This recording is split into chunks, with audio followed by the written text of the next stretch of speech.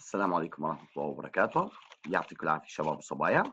Our video for today is the second part from chapter 13, which is all about charge or continuous charge distribution. Let me remind you with what we have done in the previous video. We talked about charges or point charges, which means I have Q1, which is away from Q2, and the distance between Q1 and Q2, we call it like R or R1 or D. Now, what will happen if I have my charges where the distance here is very, very, very small? Therefore, we can deal with a system of closely spaced charges. In other words, our charges could be continuously distributed along either line or surface or volume.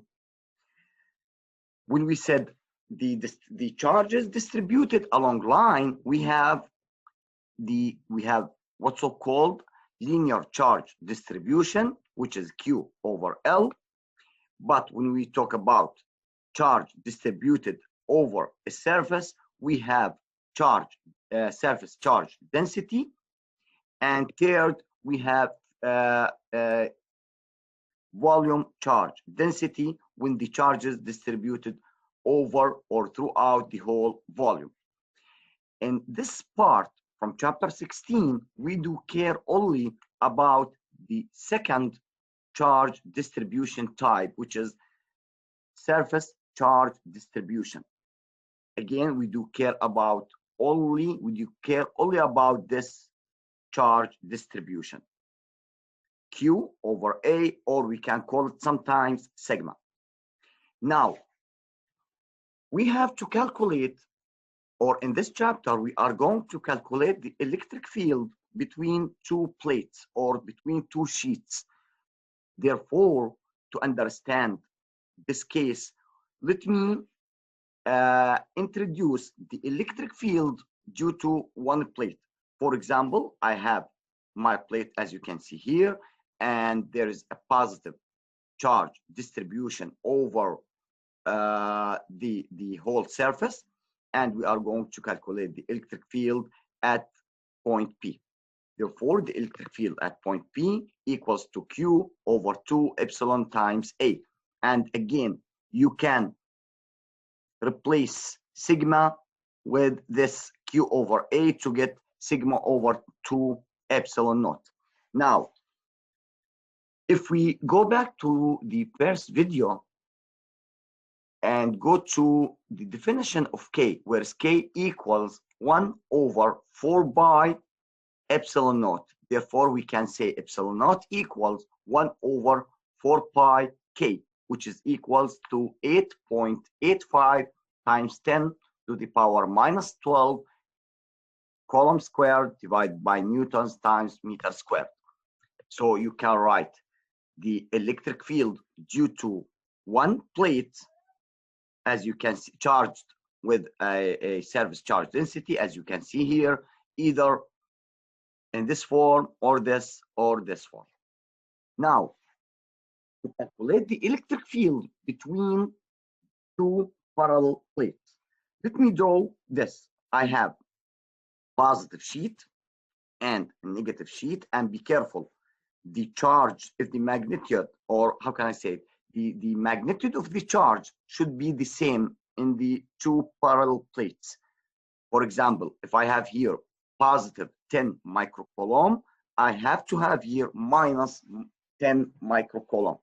Now, the electric field lines, as we know from the first video, the direction of the electric field should be all the way out from the positive directed to the negative charge or plate. Now, the electric field here without derivation equals to Q over epsilon naught times A, or you can say sigma divided by epsilon naught, or if you want to have it in terms of K, it will be 4 by K Q over A. It's worth it to mention that the electric field at any point between the two plates is equally. That's why we have a uniform electric field. But the electric field either outside to the left or to the right, it should be 0. Now, since we are talking about charges, electric field, we have to talk about electric potential in two parallel plates case. Therefore, the electric potential here equals E times D. If we substitute the magnitude of the electric field, we will get Q divided by epsilon naught times A, all of them multiplied by D. Let me go to the first example. For square sheet of side length 40 centimeter charged by 32 nanocoulomb, calculate the magnitude of the surface charge density. You need to pay attention that you are working with one plate or one sheet. Now, the surface charge density should be Q divided by A. Since we have square sheet, the area here should be 40 centimeters times 40 centimeters. But be careful, you need to convert from centimeter into meter and from nanocoulomb into coulomb. Do your calculation, you will get the surface charge density Q over A, or we can call it sigma, which is 0.2 microcoulomb per unit area or per meter squared.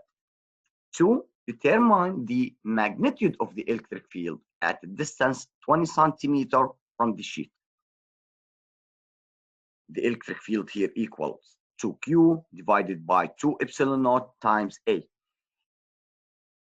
Here, let me remind you with the magnitude of the electric field is independent of the distance. So we do not care at which point we are calculating the electric field.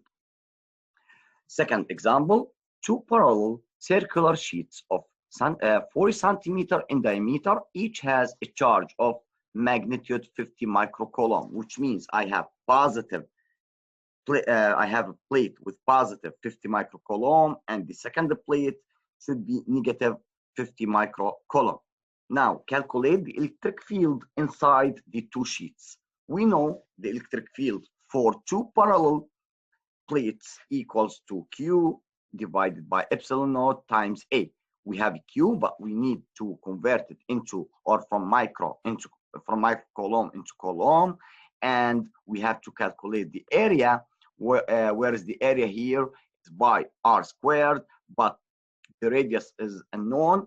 What given here is the diameter, so you have to convert from diameter into radius. Therefore, the radius should be 20 centimeter, but also you need to convert from centimeter into meter to get the area. Second, if the distance between the two sheets is 20 centimeter, what is the potential difference? We know V equals, or some textbook call it delta V, both of them the same. In our case here, E times D, we know the electric field and the distance here is given. And be careful, the distance here in centimeter, so you have to convert it from centimeter into meter.